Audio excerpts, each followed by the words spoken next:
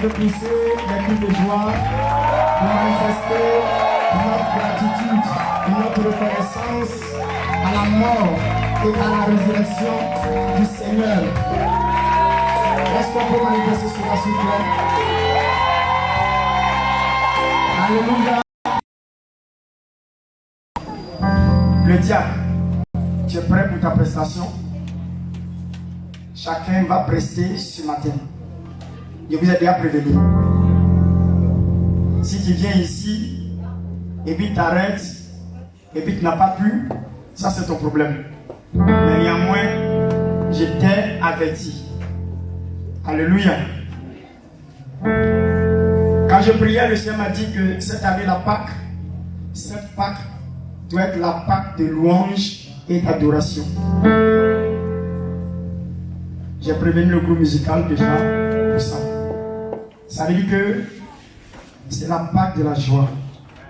Dis avec moi. Amen. Tu vas voir que le message que je vais donner tout à l'heure en 20 minutes sera différent de ce que je suis en train de dire. Écoutez-moi bien, vous allez comprendre. Pourquoi? Ça sera un peu différent parce que le thème que je vais donner, tu vas avoir l'impression que ça n'a rien à voir avec la joie. C'est bizarre, hein? Quand le Seigneur me disait, prêche ce message, tu comprends. Ce n'est pas la Pâque qui est... C'est pas la Pâque même. C'est pas la Pâque elle-même qui importe. Parce qu'elle a déjà marqué son temps. Elle a déjà donné le résultat qu'elle devait donner, cette Pâque. Que chaque année nous commémorons. Vous voyez? Tu pries, tu pries pas. Tu jeûnes, tu jeûnes pas. Tu te convertis, tu ne te convertis pas. La Pâque, elle a été déjà faite. Pourquoi? Parce que son résultat, c'est pour que tu sois sauvé. Tous les païens qui sont sur la terre des hommes, tous les païens qui sont sur cette terre, Jésus a fait la Pâque. Cette Pâque a été faite pour eux. C'est la reconnaissance de la Pâque qui fait d'eux les bénéficiaires du résultat que la Pâque donne. Dis Amen à moi. Amen. Sinon, la Pâque elle-même, c'est une fête, une célébration. J'aime pas toujours parler de la célébration de la mort et la vie. C'est la célébration de la vie. Alléluia. Dis, je suis le résultat de la Pâque. Et ce que je suis en train de dire, c'est pour tirer ton attention, frères et sœurs. Pour dire que la Pâque elle-même, c'est pas ça qui m'importe. Parce qu'elle est déjà faite. Rien ne peut changer la Pâque. Rien ne peut changer la mort et la résurrection de Christ. Je peux dire que la Pâque est une marque qu'on ne peut effacer dans l'histoire du christianisme.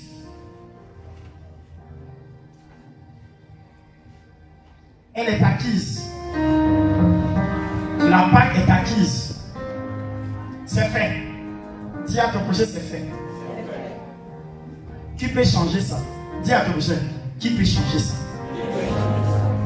C'est pas dire que c'est pas ça qui m'importe.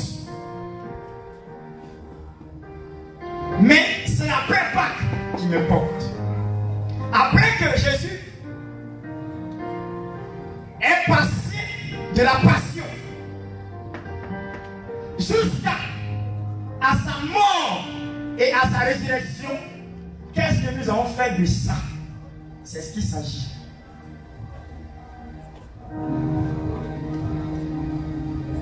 Cette Pâque qui nous a été donnée par la mort et la résurrection de Christ, nous avons fait de ça quoi? Voilà le problème. Ce n'est pas mon thème est intitulée Jésus pleura. Jésus pleure. Pourquoi? Parce que il se rend compte que la Pâque, la période pascale, le temps de sa passion, de sa mort et sa résurrection n'avait servi à rien. Ça n'a servi à rien. Pourquoi? Parce que tu peux te rendre compte dans l'église du Seigneur de la pédophilie, l'homosexualité, la bestialité, des choses qu'on ne peut pas imaginer. L'animosité se trouve au sein de l'église. Jésus pleure. Pourquoi? Parce qu'il est mort cadeau. Sa mort, sa passion. Regarde combien de fois ils l'ont maltraité. Ils ont labouré son dos, percé ses côtés, humilié, déshabillé. Mais ça servi quoi? Voilà la question. Qu'est-ce que la Pâque a servi? Qu'est-ce que la mort et la résurrection de Christ a servi? On pourrait dire que ceux qui n'ont pas compris l'évangile, ça c'est un autre cas. Mais nous qui avons connu le Seigneur, regarde ta vie. Comment tu mènes ta vie? Après la Pâque, tu as reçu un gros cadeau. Parce que c'est à partir de la Pâque que nous sommes devenus des chrétiens. Sans la Pâque, il n'y a pas de chrétiens. C'est pour cela que quand d'autres religions, d'autres écrits disent que Jésus n'est pas mort, il a été échangé, bien aimé, c'est une insulte à notre égard. Pourquoi? C'est à partir de sa mort que nous sommes devenus chrétiens. Si Jésus n'était pas mort, nous ne serons pas chrétiens aujourd'hui. C'est pourquoi voici l'importance de la Pâque. L'importance de la Pâque a fait de nous des chrétiens. Pourquoi? Autrefois, la Pâque se fêtait en Israël d'une manière traditionnelle. Mais Jésus est venu pour donner l'image réelle de la Pâque. Parce que Israël fêtait la Pâque. Dieu les a donné de fêter la Pâque pour leur délivrance, du changement de leur position de l'esclavage à la liberté, de servitude d'homme libre. Et c'est pour cela que Dieu les demandait de faire la Pâque, parce que lorsqu'ils seront en train de faire la Pâque, en tuant les animaux, en mangeant de la chair, des brebis, des animaux, à partir de là, c'était le sang qui coulait, qui était l'image d'un sacrifice qui leur permettait d'être sauvés. Pourquoi?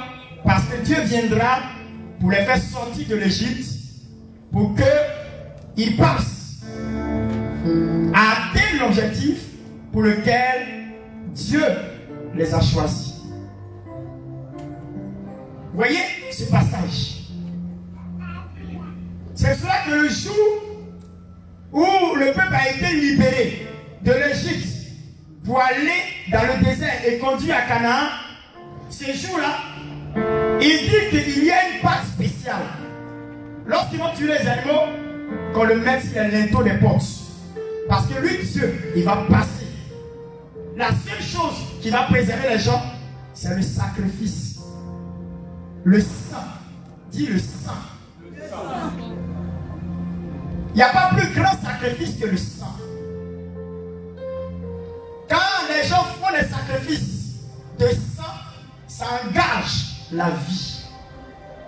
C'est pourquoi vous remarquez bien, la plupart des gens qui font des pactes de sang, quand c'est loupé, c'est la mort. Pourquoi? Quand tu fais un pacte de sang, tu as engagé ta vie dans ce pacte. Ça n'a rien à voir avec les autres. Tu as engagé ta vie dedans. Si ça manquait, tu meurs. C'est pourquoi les plus grandes richesses dans le monde satanique, on te demande de donner ton sang. Et par contre, on te demande des sacrifices humains. Il y a d'autres qui demandent que tu coupes un de tes orteils ou bien de ton doigt. Et ils m'ont demandé quelque chose encore. On te donne 30 ans pour vivre. Après 30 ans, tu meurs. On raccourcit ta vie. Pourquoi? Parce que tout pacte de sang concerne la vie d'un être humain. Donc Jésus, Dieu a dit au peuple de tuer l'agneau et de le mettre sur les portes. Parce qu'il va faire un passage. Et ce passage, c'était la délivrance de son peuple. Dis Amen avec moi.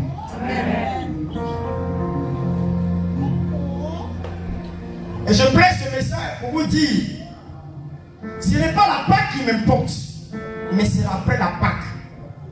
Parce que la Pâque a fait de toi un chrétien. La Pâque a fait de nous des chrétiens, l'épouse de Christ qui est l'Église. Mais on a fait de ça quoi? Jésus pleure.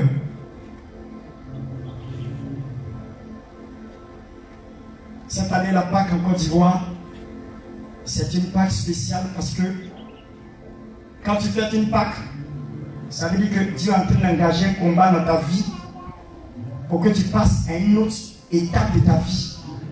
Tout Pâque qu'on fait chaque année est une autre étape qu'on engage avec Dieu pour une liberté. Parce que la Pâque, c'est la liberté. La Pâque, c'est la délivrance.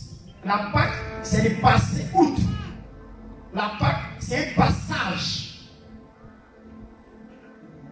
Mais imagine-toi que chaque année, tu fais la Pâque. Chaque année, tu fais la Pâque et tu es toujours au point zéro. Il n'y a rien qui a changé dans ta vie. Quelle a été la délivrance que Dieu a apportée? Parce que chaque année, la Pâque ne doit pas être pareille. Tu dois passer à une autre dimension. Pourquoi? Parce que la Pâque engage un combat de Dieu en ta faveur pour t'apporter la liberté, la délivrance, la grâce, la bénédiction, la gloire de Dieu. Mais rien, ta vie, rien ta vie. Jésus a pleuré pour une raison. Pourtant, il n'était pas encore parti à la croix. Dans Jean 11, verset 35, c'est le plus petit verset, le plus court verset de la Bible. Jésus pleura. Quelle a été l'expression des pleurs de Christ? Qu'est-ce qui a fait pleurer Jésus à cette période? Est-ce que ça a été la mort de Lazare qui l'a fait pleurer les larmes parce qu'il aimait Lazare? Parce qu'il était vraiment attaché à son ami intime? C'est chez Lazare qu'il mangeait, c'est chez Lazare qui partait se recueillir après le travail qu'il faisait. La Bible décrit que son ami intime, frère, un ami intime, ce n'est pas les amitiés que nous avons aujourd'hui. Parce qu'on n'a pas d'amis intimes dans notre temps. Pourquoi? Parce que tu vas voir que c'est elle qui va te poignarder par derrière. C'est pour cela que beaucoup de personnes ne peuvent plus faire confiance à quelqu'un. Celui que tu ne crois pas qui va te trahir, c'est celui-là qui te trahit. Vous voyez? Et Jésus a pleuré. Quelle a été l'expression de ses pleurs? Pourquoi Jésus peut pleurer? Les Juifs ont eu même l'impression que nous. Et regardez comme il aimait. Celui qui a ouvert les yeux des aveugles n'était-il pas capable de guérir le malade? Ça veut dire que les Juifs disent que ce qui était difficile à faire pour ouvrir les yeux d'un aveugle, ce n'est pas quelqu'un qui est malade que Jésus ne peut pas guérir. Et c'est ceux-là qui disent, regardez, il pleure. Jésus pleura. Depuis la Bible, il y a deux endroits où Jésus a pleuré. Deux endroits. Il a pleuré quand les gens ont attristé son cœur par rapport à Lazare, la mort de Lazare.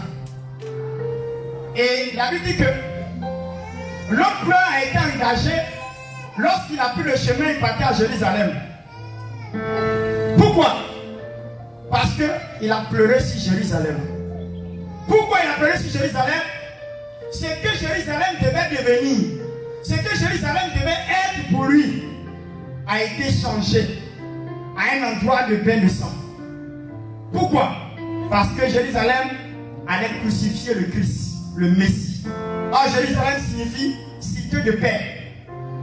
Peut-il avoir la paix d'un endroit où un innocent a été crucifié à un lieu appelé Golgotha, le lieu du crâne? Peut-il avoir l'occasion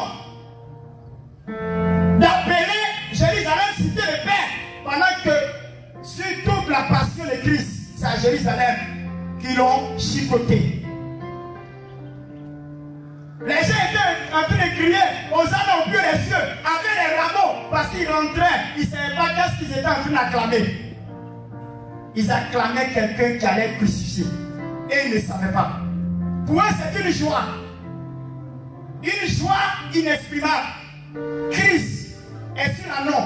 Il rentre à Jérusalem. Les gens mettent les jeux de fleurs, ils mettent des rameaux, ils mettent même des pagnes et Christ rentre.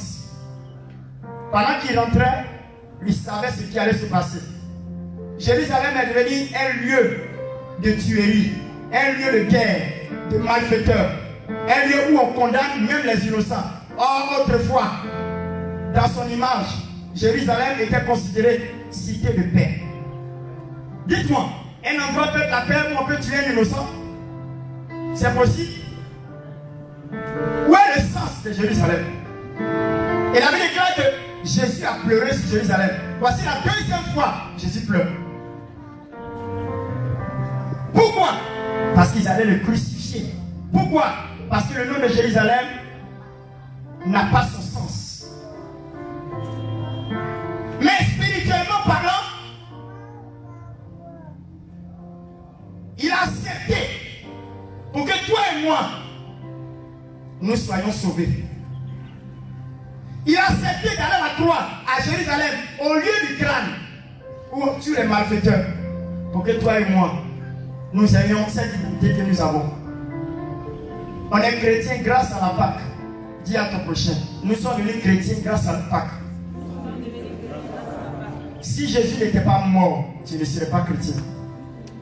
Si Jésus n'était pas mort, tu ne serais pas ce que tu es aujourd'hui.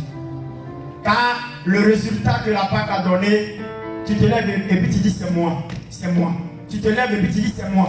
Le résultat que la Pâque a donné, tu te lèves et puis tu dis c'est moi. Je suis le résultat de la Pâque. Dis je suis le résultat de la Pâque.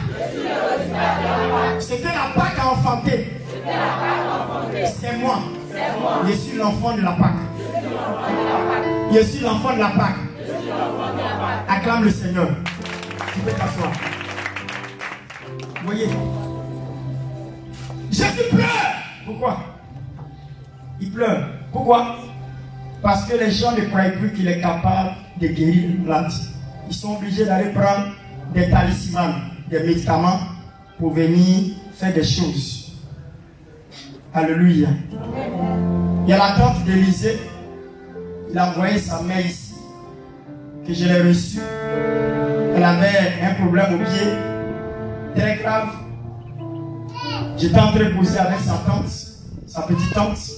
Elle m'a fait savoir que ils l'ont appelé, une camarade l'a vue pour l'accompagner quelque part à la Gibi, dans un lieu très grand, un immeuble qui était duplex. Elle dit allons-y voir un homme de Dieu. Elle s'en va, elle rentre dans le lieu. C'était un grand parking, c'est une maison extraordinaire. Mais il y a un parking qui est là. Elle rentre, elle regarde les choses. C'est-à-dire que tu es à l'intérieur, tu ne vois pas au dehors. Ça veut dire que si tu es au dehors, tu ne vois pas dedans. En principe, on doit faire les vitres. On voit au dehors. C'est pas ça. Et les gens dedans ne voyaient pas dedans. Mais les deux ont été freinés. C'est-à-dire qu'on ne voit pas du tout. Elle rentre. Le monsieur l'approche. Il dit c'est un homme de Dieu. Et je vais te dire quelque chose. Il y a te pose la question, est-ce que tu crois en Dieu? Est-ce que tu es chrétien? Voilà pourquoi Jésus pleure. Est-ce que tu es chrétien? Tu crois? Elle dit oui. Ok. Ce qu'on va faire, c'est simple. On va te filmer et puis tu vas témoigner que tu étais paralytique. et puis le Seigneur t'a guéri. On quitte ici, tu t'en vas dans le programme, tu témoignes, et puis tu dis que le Seigneur t'a ressuscité, c'est-à-dire t'a guéri, tu étais paralysé, tu as été guéri, et on te donne 5 000. Jésus pleure. Voilà pourquoi Jésus pleure. Voilà. Voilà pourquoi Jésus pleure. Pourquoi? Parce que les miracles fabriqués fait pleurer Jésus. Est-ce que Jésus n'est-il pas capable de lever un paralytique? Voilà pourquoi il a dit Jésus pleure. Jésus pleure. Vous voyez, il y en a beaucoup de choses comme ça dans notre nation. Des médicaments. Et Élisée même était en train de me dire quelque chose, un coiffeur qui était dans son atelier, un jeune est venu lui parler. Tu t'appelles comment? Ils ont posé, en posant des questions propres. Lui, c'est pas si c'était un renseignement, c'était le RG. Renseignement général. Donc il pose à lui, il lui donne les détails. Et puis après, il y a un qui vient. Ils sont en train de placer les bâches. C'est lui qui fait le programme. Il arrive à lui. Il prend le micro. Il dit, il y a un jeune ici, il s'appelle Tan. Voilà son papa, sa maman. Et le jeune a une émotion et puis pour venir. Il ne sait pas. Et il arrive. On lui donne les détails. À sa grande surprise, après le passage, il voit que le jeune qui est venu causer à lui, il était en train de placer bâche dans le même coin. Il dit, c'est que lui là, c'est lui qui est venu faire l'enseignement. Jésus pleure. Je vous ai dit que la Pâque, elle-même là, c'est pas ça qui m'importe. Parce qu'elle est bien faite. Mais c'est après la Pâque. Qu'est-ce qu'on a fait de cette Pâque que nous sommes devenus aujourd'hui chrétiens? Qu'est-ce qu'on a fait de ça? C'est dans l'église, les chrétiens qui font des avortements. Jésus pleure. Tu peux imaginer qu'un chrétien fait l'avortement. Et ça ne lui dit rien. Comment Jésus ne peut pas pleurer? Alléluia. Jésus pleure parce que c'est à l'église nos chrétiens trichent pour avoir un examen. C'est à l'église nos chrétiens achètent un concours au moyen de ses parents pour avoir un concours. Comment Jésus ne peut pas pleurer? Nous sommes l'exception du monde. La Bible déclare que nous sommes la lumière du monde. Et quelle est notre identité? Si nous sommes confondus aux gens du monde et nous faisons ce que le monde fait, est-ce que nous avons une Pâque? Est-ce que Jésus est mort vraiment pour nous? Est-ce que Jésus ne s'est pas trompé de mourir pour nous? Voilà ma question. Quand il est assis, il pleure. Pourquoi? Parce que les gens ne comprennent pas le sens de la Pâque. La Pâque, ce n'est pas seulement fêter. C'est une vie que Christ nous a donné à la croix. On était condamnés pour aller en enfer. Christ s'est donné. C'est fait la dit dans Jean 3, verset 16. Car Dieu a tant aimé le monde qu'il a donné son Fils unique, afin quiconque croit en lui ne périsse point, mais qui ait la vie éternelle. C'est ça la Pâque. Mais on a fait de ça quoi? Cette vie que Christ nous a donnée à la croix, on a fait de ça quoi? Tu peux voir les chrétiens bouteurs. Ça existe. Chrétiens bouteurs.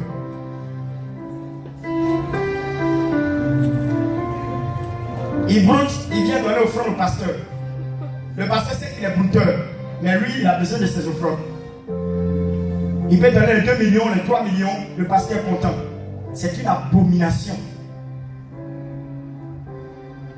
Comment Jésus ne peut pas pleurer? Comment Jésus ne peut pas pleurer?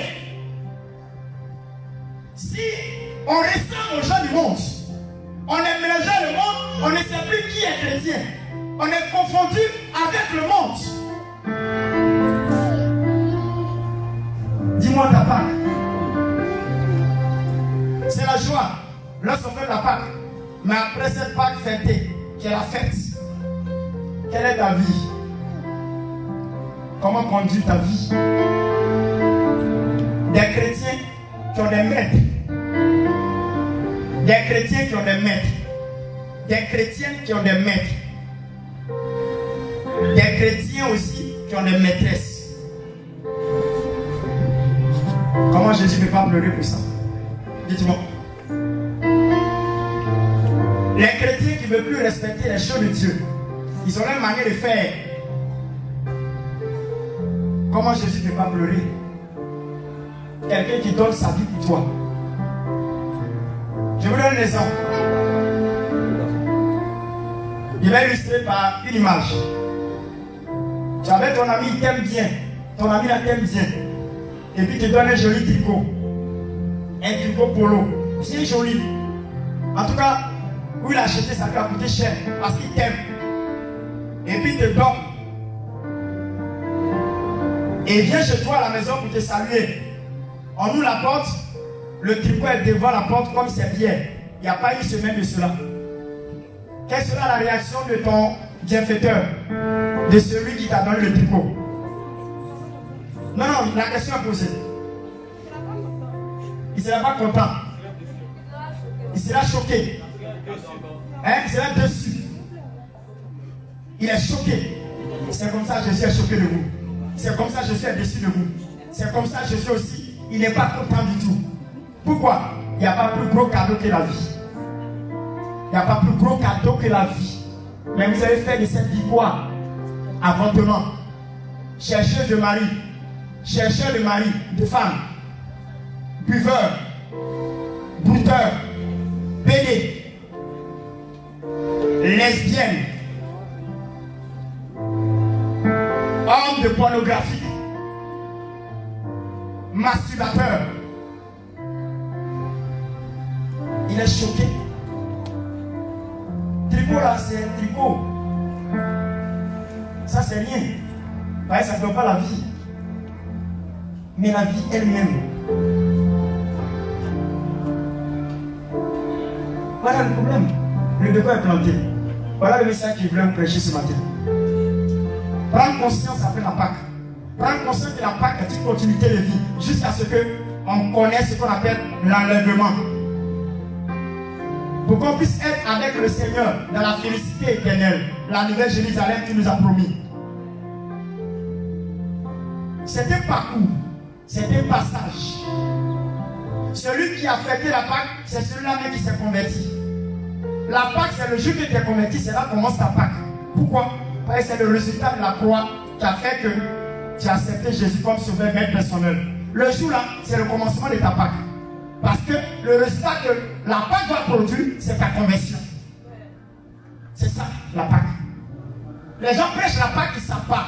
Ils parlent de délivrance. Mais avant d'être délivré, il faudrait que tu sois affranchi. Il faudrait que toi-même, tu reconnaisses celui qui te délivre. Tu reconnais qu'il a le pouvoir de te délivrer. C'est ça. Les gens prêchent la Pâque. Tu vas voir, les gens vont danser. Ils vont faire même des moutons, ils vont braiser, ils vont manger. Mais ils sont toujours pareils. Ce sont eux qui ont des copines dans le secret. Ils sont fiancés derrière le pasteur. Le jour que le pasteur découvre, il y a grossesse. Il est surpris. Ils sont fiancés. Le pasteur n'est même pas au courant qu'ils sont fiancés. Derrière le pasteur. Comment Jésus ne peut pas pleurer? C'est genre de vie. La Pâque. Et vous a dit que mon message est triste. Jésus pleure. Sinon, Pâque, là, on fait tous les jours. Mais ça t'apporte quoi? Ça t'apporte quoi? Cette Pâque-là. Est-ce que c'est une vie que tu démontres que Jésus n'a pas eu tort de mourir pour moi? C'est ça, le sens de la Pâque. Jésus vient te montrer que tu es mort là, c'est pas cadeau. Tu m'as donné cette vie-là pour te montrer que je suis prêt à respecter quelqu'un qu'on doit mettre en prison. Et puis quelqu'un vient prendre sa place. Et puis la personne sort. Et puis il recommence la même bêtise. Celui qui est en prison, il est plus mort que celui qui est en dehors. Parce que tellement ça lui fait mal. Pour la cause qui est parti en prison, il n'y a plus ta place. Tu recommences les mêmes bêtises, mais plus pire. Il y a des gens qui étaient païens. Ils ont fait les coloris. Ils sont des chrétiens. Ils font plus pire quand ils étaient païens. Ça fait mal. Dis à toi, ça fait mal. Je vous remercie. Et finis mon message.